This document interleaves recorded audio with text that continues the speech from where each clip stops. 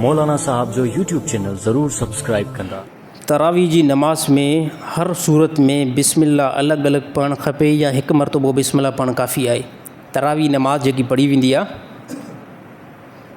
20 रकातूं, इन जे अंदरि हाफ़िज़ क़ुरान पढ़ंदो आहे, कंप्लीट क़ुरान हाफ़िज़ पढ़ंदा आहिनि।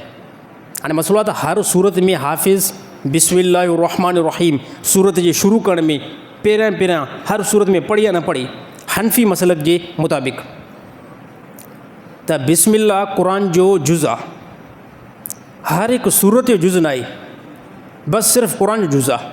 हिकु मरतबो हाफ़िज़ तरावी शुरू करे सूरत फ़ातिह खां बाद में चवे बिस्मिल्लाहिर्रहमानिर्रहीम अलिफ लाम मीम ज़ालिकल किताबु ला रैब फ़ीह, हाणे शुरू करे। हाणे इहो हिकिड़ो मरतबा बिस्मिल्लाह पढ़णु काफ़ी आहे आवाज़ सां, यानी जीअं क़ुरान खे आवाज़ सां पढ़े थो न, सूरत फ़ातिह खे आवाज़ सां पढ़े थो न, ईअं हिकु मरतबो वॾे आवाज़ सां बिस्मिल्लाह पढ़णु काफ़ी आहे।